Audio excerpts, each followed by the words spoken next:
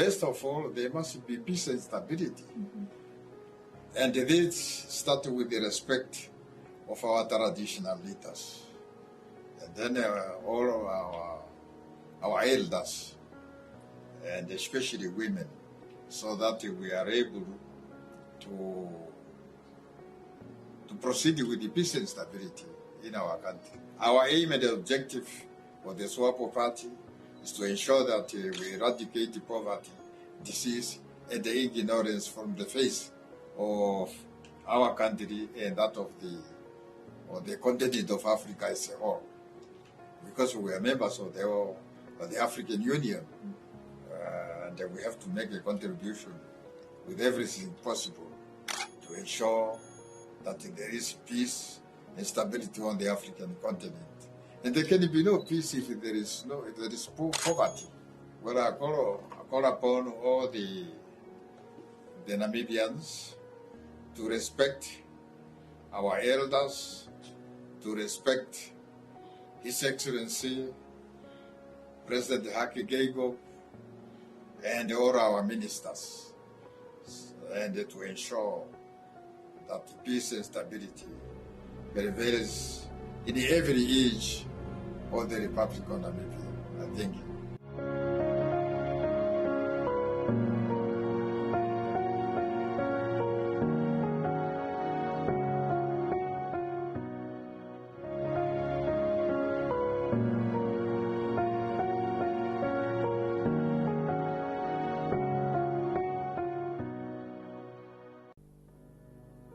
Let the initiative of the five be clarified and brought back into perspective. Let the five, SWAPO, and South Africa continue to engage in further talks to resolve the outstanding issues in order to reach an agreement so that the settled matter can be brought before the Security Council for its consideration. The situation as it stands now is that in addition to the crucial issues of Walvis Bay, location of South African resurgent forces, and the role of the UN, there are these new elements which, rather than simplifying the situation, have further complicated. As for the illegal South African regime of military occupation, its colonial commitment is to perpetuate its grip on Namibia in utter defiance of the UN authority and with manifest aggression against our people.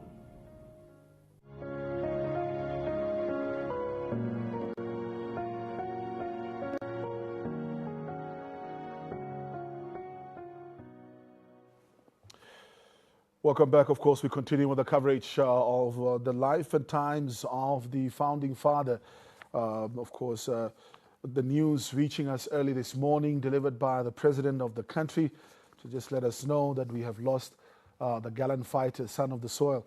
And, you know, with the conversation around celebrating his life and times, we look at different aspects in terms of where he had contributed. And we know, of course, that there was a lot of mobilization that had taken place on one front. There's the diplomatic efforts on the other as well. But, of course, we know that independence did not come without the barrel of the gun being lifted, and had to go, of course, into actual military intervention in order for us to get the independence that we are celebrating today. And as we continue with the legacy, we touched on a very important aspect from the founding father, which was, of course, the establishment of the People Liberation Army of Namibia, or PLAN, in 1962, and when they launched a guerrilla war against the apartheid government of South Africa. Now, joining me, I've got two very special guests, and I'm very appreciative of the fact that you have come out and come and speak to us as well. We know generally that the military and those that are in the force in one form or the other are never really available to speak to us publicly because of the nature of the office. But I'm joined by Erastus Njonga, former regional commander of NWF, and of course the former permanent secretary as well within the ministry, the first one immediately after independence, and of course also by Major General Desiderius Chilunga, former Deputy Inspector General of the Namibia Police Force as well. Thank you very much, Major General, for making time out to join us. Njonga, thank you so much also for being here with us. Thank you. Just to, I think, start off first and foremost, Major General, how did the news of the passing of the late President reach you, and what were some of your immediate reactions to hearing this news? Oh, the news was really shocking. You know, although we had information that he is hospitalized, and suddenly the news came that he's no more. So, as any other person, had no words to say. So it was really a shocking news to hear. We've known for about 2 weeks, Njonga, that he's not been well. Went into hospital, but as Major General was saying, still news that arrives at you with a lot of shock when it was announced. Yes, I have received this sad news with shock and disbelief. It was the most shocking message I have received in my life for obvious reasons. Initially, if we just reflect back on right before independence, Major General, we know that we hear from a lot of the politicians, of course, Gwen Lizard was here a little bit earlier as well, all of them talking about the fact that the first point of information around Sam Nujoma was the fact that he was the commander, of course, of the People Liberations Army of Namibia. And a lot of the news media during the time, of course, painted him as a leader of this rebel group and so on. What were some of your first stories around the late president and the first time that you've heard about him? No, of course, I have heard those propagandas, but I knew that it was not true. So when I met him first abroad, then of course he is just a normal person like any other person. And when we interact, you see it already that this is a different person who's having a vision to liberate the country. And, the propagandas are normally being spread out so that you can believe and not follow what the real liberation struggle is all about. So what we have seen is that we were genuinely fighting for the independence of this country, and he was the genuine leader and the commander-in-chief of the plan, so that all SWAPO members and combatants could listen to him. His leadership influence was so strong that everybody could believe and follow. That is how the whole liberation struggle went, with discipline and believe that the fight of the struggle will continue, and we will win the struggle one of the good day. If one looks at it, Mr. Njonga, you were, of course, the permanent secretary immediately after independence of the ministry, of course. Many saying that his approach to the security forces was that of a lot of discipline, being organized, being focused, and of course a lot of hard work there as well. Just reflect a little bit on his leadership style and what were some of his expectations at the advent of independence when you were appointed, particularly, of course, thinking also around the fact that there was a lot of work to do with the former South African forces and other Namibian forces, and now turning this into a Namibian defense force and changing the security apparatus from being liberation struggle fighters to actually building a security administration in the country. Dr. Sam Shafishuna Nujoma has been the commander-in-chief, both for the People's Liberation Army of Namibia and for the Namibia Defense Force. And in all the seasons when we were fighting for the liberation of this country. Tatekuru Sema Nujoma has applied different strategies, different tactics, and all of them have worked very well, including for a unification of various parties in our armed liberation struggle. When we were in exile, with me, I came across with Dr. Safishuna Nujoma when he came to see us in 1974, when we came from home. We were very young. Which country was this now? It was Zambia. In 1974. 1974, at the western province of Zambia in Shatutwa. That time we were very young. With me, it was just 18 years. Sure.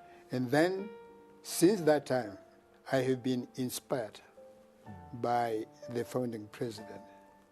Because all in all, his approach to different people of different categories and ages, really, he tried to win the hearts of everybody by one, repeating the mission of ourselves, going there, what's the purpose? Articulating that we cannot remain in the colony of South Africa. We are there to liberate our country. And then also, by doing that, saying that part, we must be brave enough, and then we must have a unit of purpose. A unit of purpose is what they have been emphasizing. By that time, yes, we happen to be having that inspiring from the founding president, and it has gone through with me. Because from there, then the next time I came to see him when we have finished the graduation of our first training in Congo, Tanzania. There, just he came to make sure that he happened to give us instructions, combat order, as a new recruits, and then emphasize on those missions of the liberation struggle. That have been his, his culture. Even when the main training center of the People's Liberation Army of Namibia came to Urubango, that is Tobias Anyok Training Center, he is always there to close the training with graduations. That's why almost each and every member of the People's Liberation Army of Namibia, he knew the founding president, the commanding-in-chief, physically, because he came physically, never delegate. That's why when we were fighting during the Liberation Army of Namibia against the Boers, we have direct order. So he was leading from the front. It wasn't. He was leading from the front. Can you imagine? There are sessions, training sessions, at the Topias Hynix Training Center in Rubango. All of them, he never delegated. I have never seen some Nujoma delegated. His responsibility and his task as the commanding-in-chief to command each and everybody. Therefore, it was very much easy when we became the commanders at the operations. When I became the commander of the Northwestern Front, and even the junior positions, all the combatants have already in mind what was instructed by the president, by the commander-in-chief. If one looks at this, Major General, of course, many say that he was also a very inspirational leader, in a sense that that unwavering belief and conviction that, look, freedom is going to come to Namibia. This is going to be an independent country that we're going to run with the rule of law. Reflect a little bit on that conviction and the leadership style in as far as your experience with him is concerned. Yeah, my experience, honestly speaking, as Comrade Negonga mentioned, Tatekuru was a person who liked interaction. He liked giving instructions physically to people addressing you and find out whether you understand it. And then he go around where he sees that there is probably a misunderstanding. He go there himself and try to resolve the problem.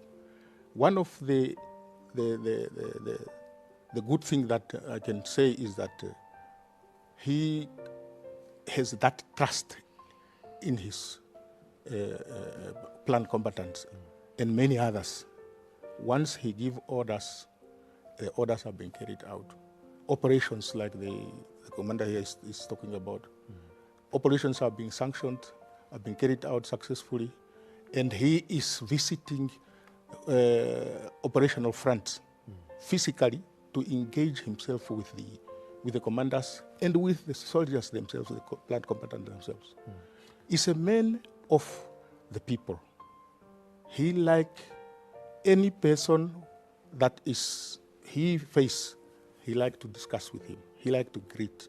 And that is where he also have that encouragement to say, the people I'm leading, they are so positive, and they are very strong also to support him in the operations. What we also know is, of course, he was very big on unity. Yes. And if we look at it at the advent of independence, we know that, of course, the security forces were divided. Even if you look at whether it's the defense force or the police, you had to now deal with those that were, particularly in the police force as well, those that were now already in the force before independence, and that integration once at the advent of independence. Just reflect a little bit on how he handled some of those challenges around bringing that unity within the forces immediately after independence. Honga, we can start with you, and then we can also hear from Major General. Yes. With the independence, the president, the commander-in-chief was very much tactful and full of strategies. In the first place, with a strategy for putting all the forces together, because you cannot have two armies. One is the former Plan Liberation struggle, and one for those who have been under the commandment of the Boers. Then the concept of reconciliation and instruction came in there from the founding president. And there, how successfully that will happen, it is that Nujoma's strategy is to find out who will be responsible for capacity building and development of various units of the defense force. For the army, because that was the first unit you have started with.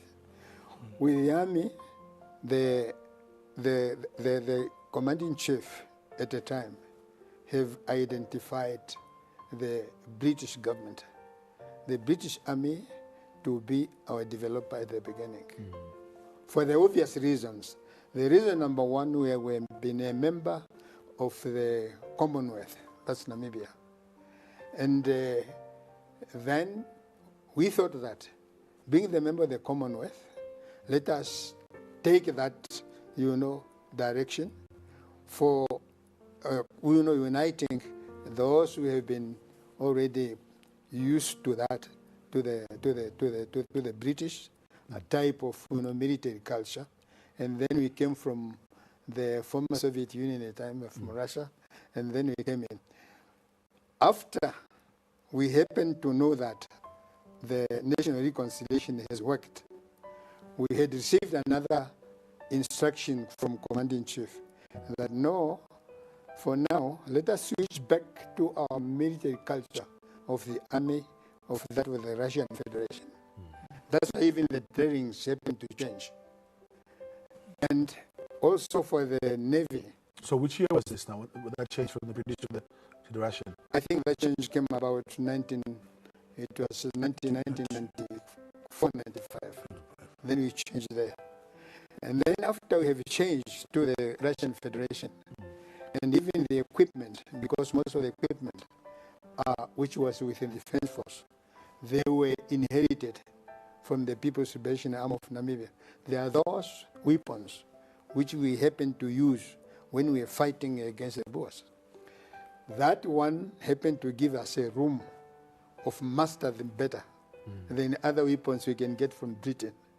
Therefore, being the tactical commander, the commanding-chief, he knows how to enter, he knows how to achieve the national reconciliation, and even in the process, he happened also to know how we can go to our original route. For the Navy, it's simply that because the Federal Republic of Brazil has already been, you know, the close allies of SWAPO when you were in exile. That's why from there immediately we happened to get instruction from the commanding chief that the Navy should be developed by the Brazilians. And that happened to go nicely up to now without any hassle. And my capacity, on our capacity as the permanent secretary for the Ministry of Defense, we were very much closer engaging with the commanding chief because we have to be given instructions to go and negotiate all the, you know, levels of cooperation with the British government. And then with the Air Force, it's where the commanding chief happened also to realize that no, China will be in the position to capacitate us in the Namibian Defense Force with whatever we can have. We get training there, we get Air Force, you know, apparatus there, we get planes. So from there, the Namibian Defense Force was built based on that pillars of the Defense Force. Of the Defense Force, yeah. Major General, just to reflect a little bit, I think particularly with the police force internally, we know that there was a lot of mistrust between those that were already in the force before independence, and of course, there's new members that had to join in 1990. What is your experience in terms of his leadership style and trying to bring unity within the police force and to just really change the role and responsibility of the police internally? Because we knew before independence that they were part of the apartheid administration, and a lot of people were fearful of the police, not have the sort of comfort that we have right now as the protection within the country. Let's talk to us a little bit about that. Yeah, there was really a problem of trust in the force. I remember when we started in 1990, we found the former, you know, Southwest African police in the positions within the whole force. Excuse me. What they decide to do before independence is that they decide to occupy most of the crucial posts. That when you come in, for instance, us that were integrated in and to form one force, one police force, you will not have access to go to either to a certain, for promotion purposes to be either a commander. They seal those posts so that we cannot have access, and they even sideline us.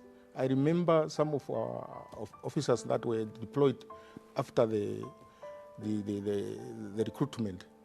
Some were just given offices, and in those offices, there's nothing. You are not being given any document to read or to sign or to attend to. So it was very, very difficult until such a time that we discussed this issue with the Inspector General. That time it was Raunga Ndima, our second Inspector General. And he had really worked very hard to influence the changes. And then we make sure that with the advice of the British advisors that Enegonga is speaking about, there was also some of them in the police.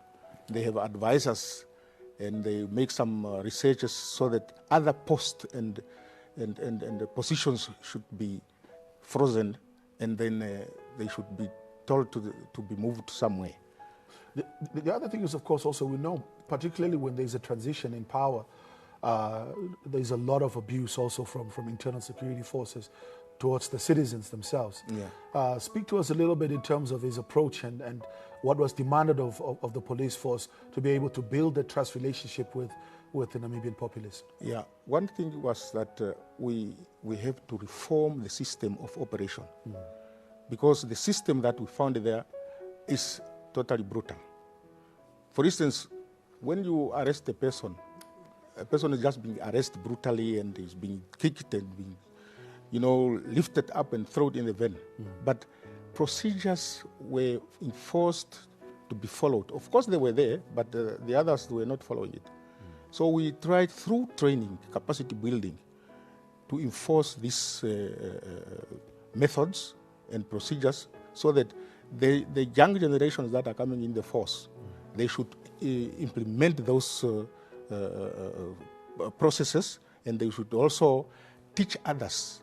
And they should also, that is where we have created a police public relation office, so that we can also make the public to understand that the police of this independence now is not comparable to the others.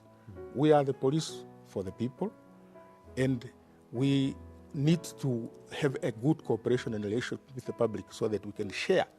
It's not only the police that can combat crime, we combat crime together with the public, so that the public can gain that trust to us to say, no, the police for the independent country are not the same as those. It went to change very slowly, but gradually it went until we master it. And that is when some of the British advisors, they decide to tell us to freeze some of the posts, and so that we can redraft the structure of the police.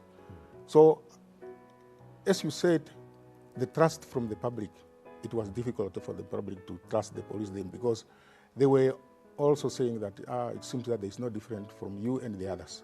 But through our work and interaction and engagement with the public, we have made them to understand and to start cooperate with us and give us really good cooperation.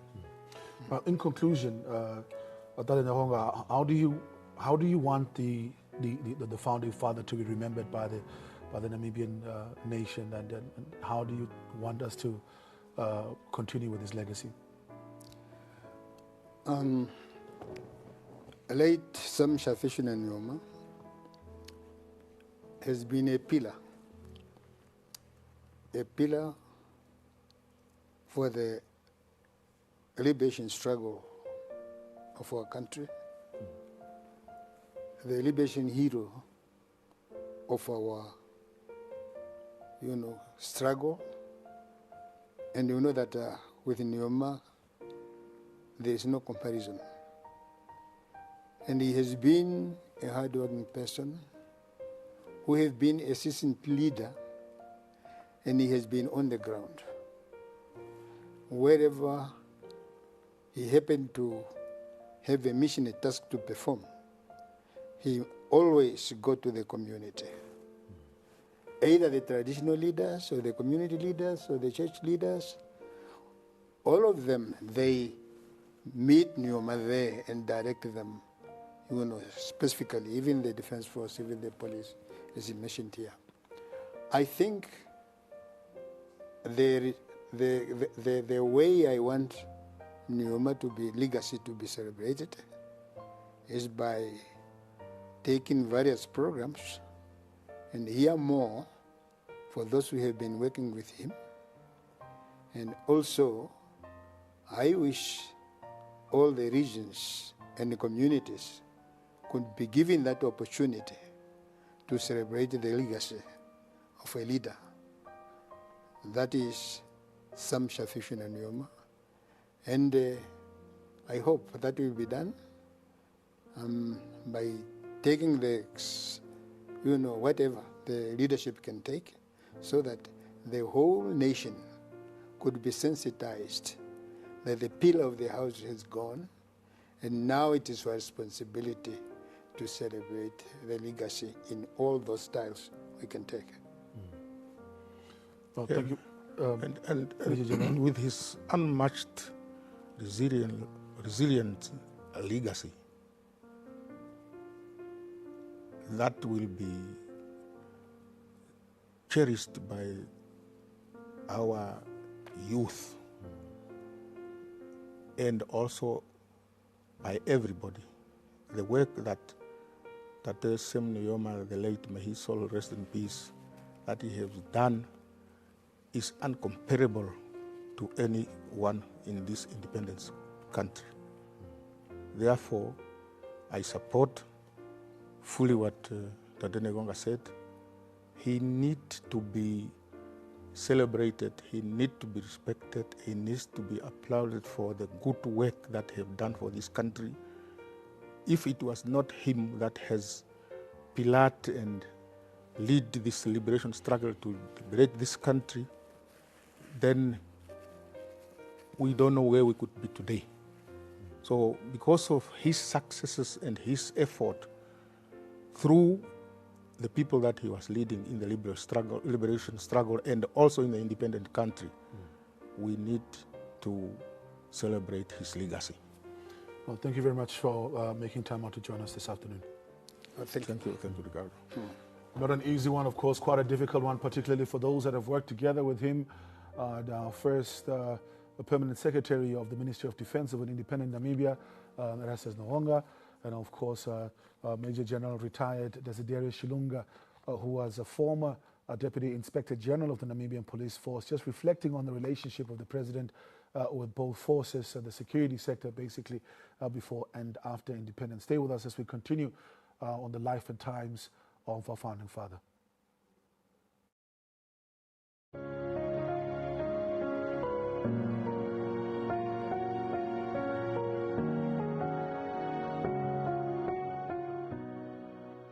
During this brief period, since our independence, we have been able to ensure peace within our borders, create confidence about the future among all Namibians, and set an agenda for reconstruction and democracy.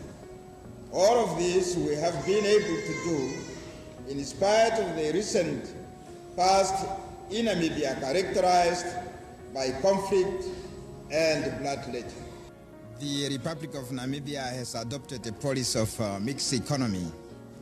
That means we encourage joint ventures with our government and private sector. I have already signed an agreement with the OPEC in Washington when I was here 3 months ago. And in that, in fact, there is a guarantee now of the U.S. corporates as well as private investors to come and invest in Namibia. So the reason why we have adopted a policy of mixed economy, this would encourage us to create job opportunities to our people as well as to develop our economy with the participation of the private sector from overseas as well as national business concern. It is very important to produce adequate food for the population because we cannot afford to import foodstuffs from other countries. And second is water and rural development. Our country is a very dry country. It's always affected by droughts, and therefore we have to develop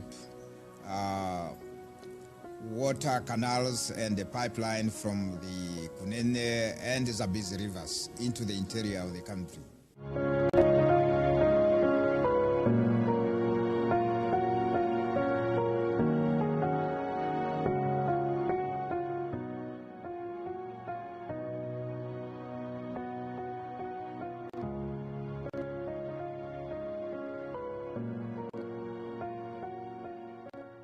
I was born here at the Ongalawu, the old house was there.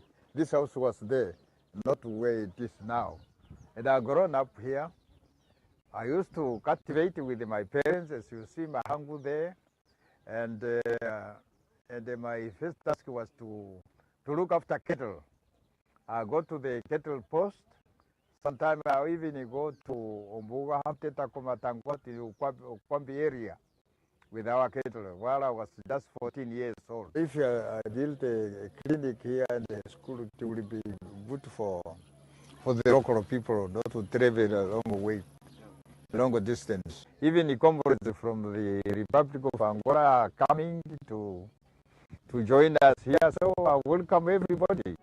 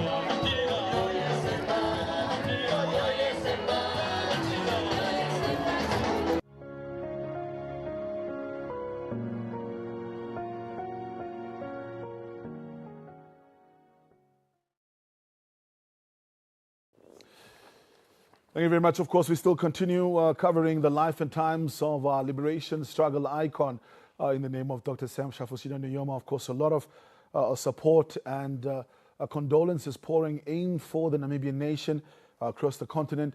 And of course, one of those groups are also the student movements continentally. Now, the Namibia National Students Organization, or NANSO, was founded in 1984 during the height of Namibia's struggle for independence. As a student movement, it played a crucial role in mobilizing young people against the apartheid regime, advocating for education reform and supporting the liberation cause. Now, NANSO worked closely with the liberation movement SWAPO and had strong ties to Namibia's founding president, Sam Nujoma. He often, of course, engaged with the organization, recognizing the role of youth in shaping the country's future. Today, NANSO continues to advocate for quality education, student rights and youth empowerment. We are now joined by its current president, Dorothea Nangolo, about the organization's historical connection to Nujoma, its evolution, and the lessons young people can draw from his leadership. Thank you so much, Dorothea, for making time out to join us, and thank you for being here today. Thank you for having me. Dorothea, let's just to start off first and foremost, of course, what was your first, when you hear, of course, we know that you just hear the stories around the founding father, how he was, who he was. What were some of your initial memories around him and what you've heard about him as a man? Thank you very much. I think our generation, or my generation, is especially privileged. And I say we are privileged to be alive at the same time as a man of such great magnitude. And we witnessed his work. We witnessed the tale that is the late Dr. Sam Shafusina Nujoma. But particularly what stands out for me individually was how he struck a very brilliant balance between being the man that he is, a great leader, being the excellent being that he is and being a father of the nation. Those that got an opportunity to encounter our founding father realized that immediately in your encounter, you would expect to be overwhelmed by his greatness. You would expect to be overwhelmed by a man of such magnitude. But your first encounter is a father, a grandfather, a great leader who teaches you something in every encounter. So I think from a young person's perspective, I'm overwhelmed with sadness, but beyond that, I'm overwhelmed with privilege that I got to witness such a great man. Well, as the current president of NANSO, of course, how would you describe NANSO's role, the historical role that it played in shaping Namibia's history? So NANSO, as you clearly put it, was established in 1984, and with very clear goals as to why we're establishing the organization. Now, I'll use the word we because I'm very proud of the NANSO story. I'm proud of Namibia's liberation story. NANSO was established to fight against the Bantu education system at the time. Equally to fight against the forceful conscription of male or female learners into the army at the time. Equally, NANSO was established to fight for, or rather to organize young people, students especially, to participate in the liberation struggle. And part of that, we played a very critical role in bringing students together through the vehicle of NANSO, through be it NANSO congresses, NANSO engagements. And I remember very well as our NANSO former leaders put it, they say, through every engagement with NANSO, be it was a NANSO meeting, the SWAPO ideology was discussed. The liberation ideology was discussed. The vision of an independent Namibia was discussed through every NANSO engagement. Every NANSO member at the time, every learner at the time understood that we had one vision and one vision only, which was independence.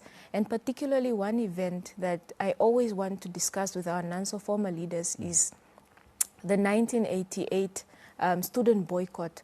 Now, at that time, we decided as NANSO, and I say we because I'm proud of that story, we decided that it was time that young people, students, participate openly in the liberation struggle, and we decided that we must demand for the implementation of Resolution 435. And we decided that part of demanding for that, we were ready to shut down the education system. We say we did not want to be taught in a country that was not independent. We did not want to participate in an education system that was not independent, in a country that was not self-governing.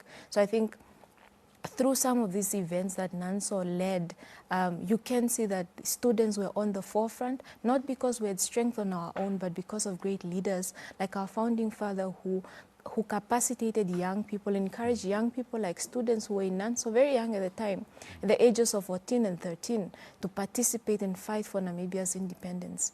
Well, no, of course, in terms of that as well, his leadership, but a lot of young people that were in the student movement during then had ended up becoming leaders within, whether it's in public administration, whether it's in political leadership, whether it's in private business, etc., etc. Talk to us a little bit around his influence and leadership in empowering young people and putting them, of course, also in leadership positions right after independence. I think he was a leader who very much believed in young people, in the power of young people. Hence, you had organizations like NANSO who were participating in the liberation struggle. But beyond shaping participation of young people, the late founding father had a beautiful standard of leadership where you needed to be at a certain level. You needed to carry yourself a certain way as a young people. And beyond that, he taught us as an organization what organized activism was. Now, at the time, we did not understand what organized activism was. We did not understand what it is really to bring people together for a common cause. But through his leadership, he taught us and allowed us to understand. And today, various NANSO leaders who got to take up space and lead in various industries and various platforms carry that with them, organized activism and the very ideals and ideologies that he embodied, that he taught us that for you to be a Namibian citizen, you must be able to carry these very ideologies of peace, justice, democracy, and shared prosperity and unity. And if you see, through it all these young people who encountered the late founding father, they all have that DNA that is his ideals in them, that enforces that and shows them to lead a certain type of way. You see his DNA in every Namibian person who has encountered him and who has encountered his leadership, and it's a privilege. Education was a major focus for President Nujoma. You've heard, of course, also in the previous interviews how they spoke about during apartheid he had taken a step back, obviously, on his own education, but had encouraged other cadres to really get educated and get ready to lead an independent Namibia.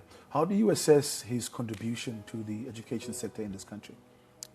The late founding father, or rather our first president, shaped our education system very greatly as it is. And immediately when we attained our independence, his biggest role was to decolonize education in this country. Immediately in 1990, Afrikaans was no longer a medium of teaching in our instruction in our schools, and rather it was English.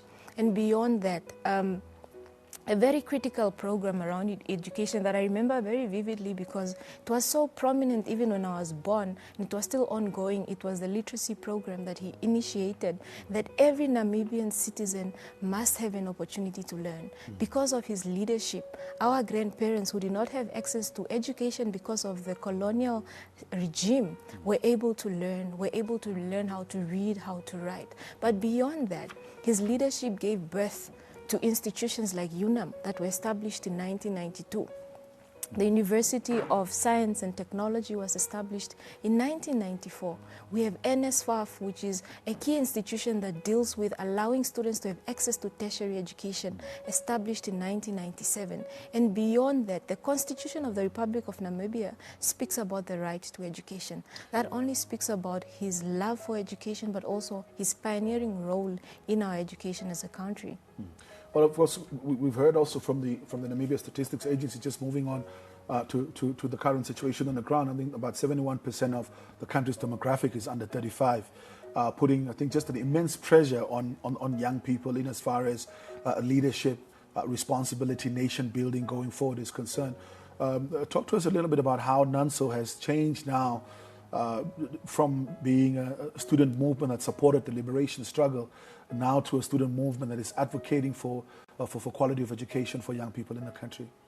I think part of our transition over the years, and I reflect on a story that one of our NANSO veterans shared with us a while ago, and it was that when we attained independence as a country, now NANSO at the time was a student organization, very vibrant at the time, and very radical at the time. And the late founding father told one of our leaders at the time that back then, before independence, you are fighting a regime, you are fighting a government, an oppressive government. But now you are no longer fighting the government. You are fighting the issues and you are confronting the issues within the education system, because you are part of the Namibian household now. You are part of building the education that you want to see.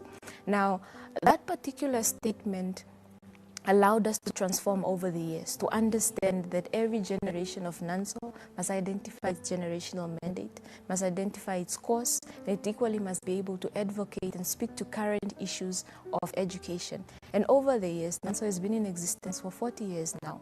Because of that background, that we must be able to constantly reinvent ourselves, to constantly align with the needs of our education.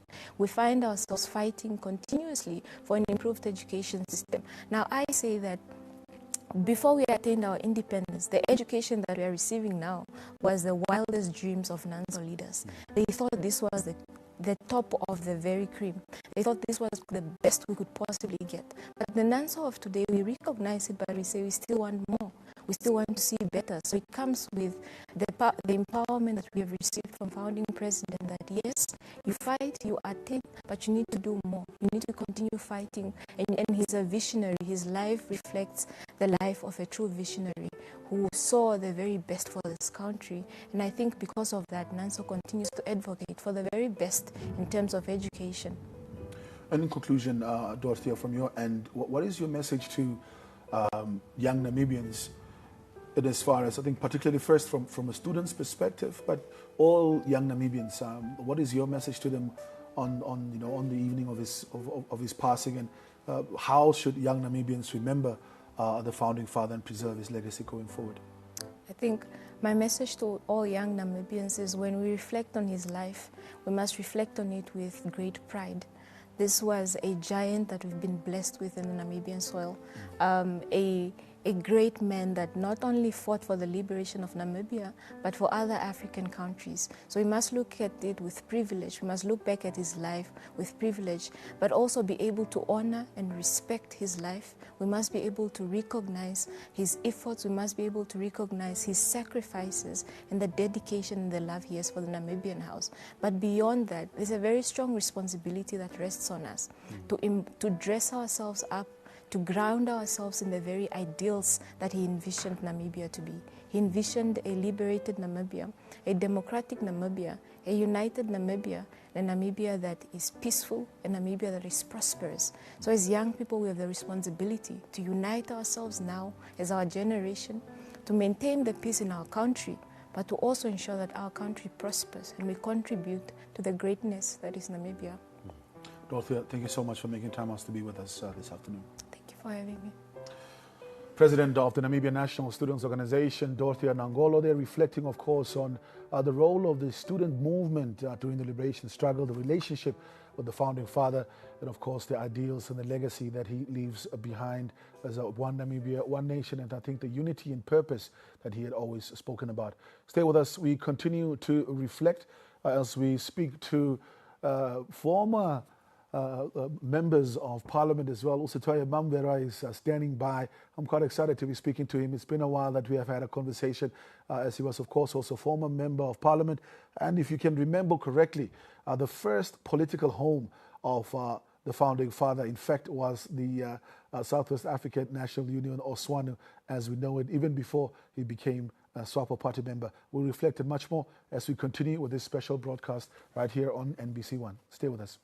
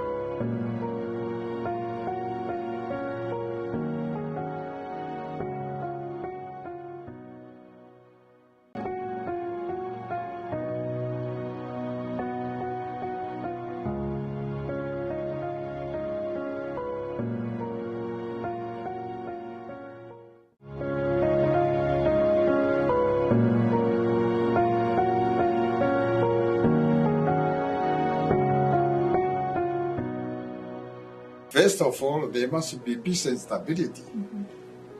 And this starts with the respect of our traditional leaders.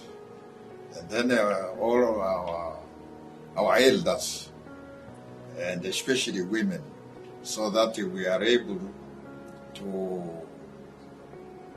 proceed with the peace and stability in our country. Our aim and objective of the SWAPO party is to ensure that we eradicate the poverty, disease, and the ignorance from the face of our country and that of the continent of Africa as a whole. because we are members of the African Union, and we have to make a contribution with everything possible to ensure that there is peace and stability on the African continent. And there can be no peace if there is poverty. Well, I call upon all the Namibians to respect our elders, to respect His Excellency President Haki Geingob and all our ministers, and to ensure that peace and stability prevails in every age of the Republic of Namibia. Thank you.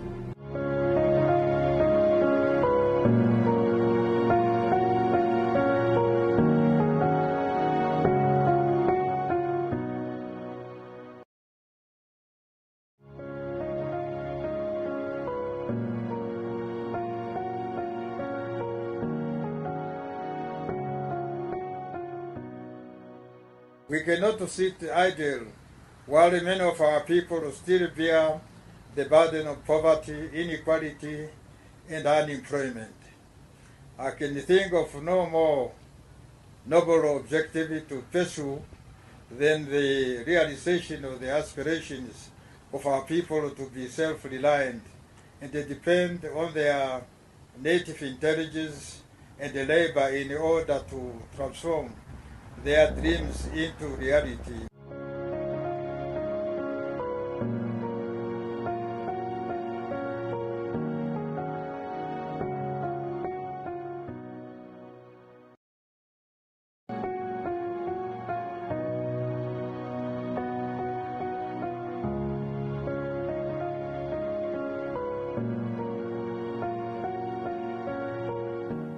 What we decided that in the Politburo, the Central Committee of SWAPO, that we face the arrested illegal South African administrators in the country, whatever the face may be.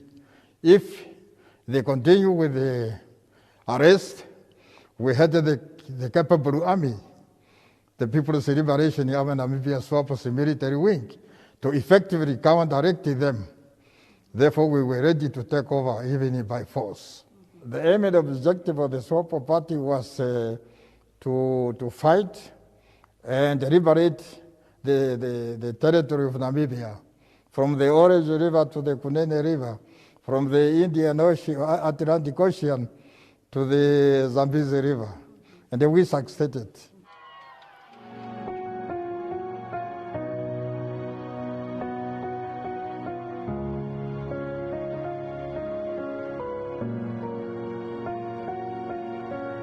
School is specifically meant for indigenous people who are working in a white-owned farm.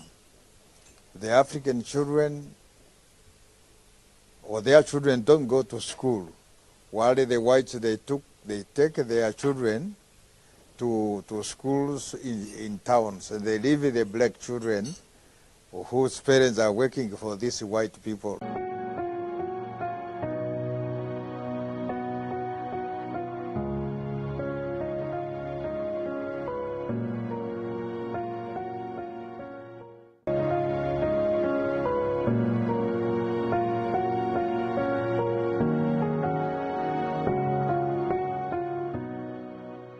It is my favor to believe that when people and nations are united, striving to achieve common good for all humanity, they will always emerge victorious.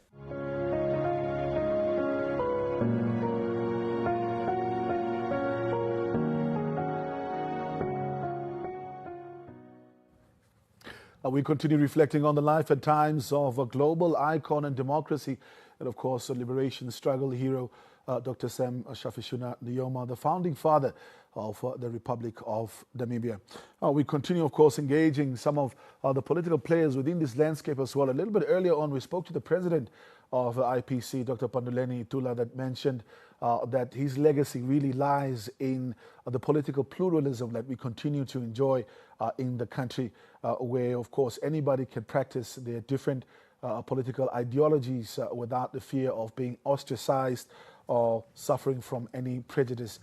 During his leadership, during his presidential term for about 3 terms since independence, and of course after that continuing with on the presidential administration, former President Bahamba, as well as Dr. Kingop, and now currently Dr. Nangolo Mbumba. Now, we are joined on the line by Usutwaya Mambera, who was the president of Southwest African National Union, of SWANU, from 2007 to 2017. Of course, he was also a member of parliament since 2010, and also a former chairperson of the Committee on Public Accounts within the National Assembly, primarily responsible, of course, for holding public institutions accountable to the people in Parliament. This is quite a very special conversation because we know that the first political home of the founding father was the Southwest African National Union, SWANU, even before he joined SWAPO. Mr. Mambero, thank you so much for making time out to join us this afternoon. No, thank you very much. My pleasure.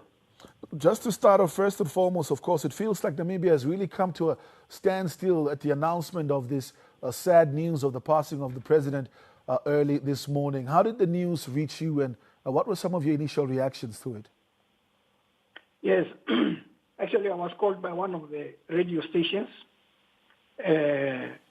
asking my comments. That was this morning at around 11, 12 o'clock. And that is the first time when I heard the news because I was so busy at my house that I was not able to either listen to the radio or to watch TV, unfortunately, today. Well, then the news, of course, when it broke, to me, it was unbelievable. It was such a sad news.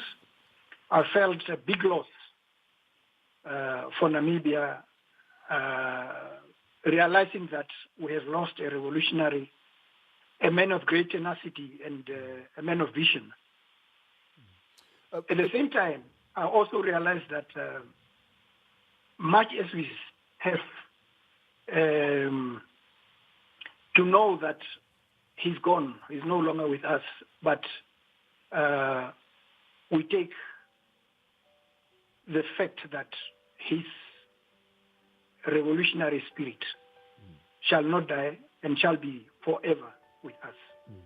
Can you reflect a little bit on your first encounter with him, you know, meeting the man, or the first time you heard about this figure, Sam Nujoma, and then, of course, your initial encounters with him? Yes, of course, the first time when I heard about him is when I was still a young man here in Namibia, when I was still at school. And I believe and think that many people during the time before independence have heard about the late Dr. Sam Nujoma. But then I only came to know him in person after independence. Before that, of course, I read about him, heard about him, listened through the different radio stations broadcasting from Tanzania and from Zambia and so on, but only after independence. Basically, at the time after I became permanent secretary in the Ministry of Finance, that is when I met him personally, not before that. But of course, I knew and heard so much about him even before I met him in person. Just to reflect, before we chat a little bit about your time as Permanent Secretary of Information and, of course, as Member of Parliament, we know historically that the first political home of the late President was SWANU, even before he joined SWAPO. Can you reflect a little bit on that for us? Yes. We shall remember him as a nationalist, because his first political home, as you rightly say, is SWANU of Namibia. When SWANU was established on the 27th of September 1959, he was elected as an additional member to the Politburo of SWANU, him being a member of OPO, himself and the late Louis Nelengani. Actually, when we joined the National Union, that is SWANU, but of course representing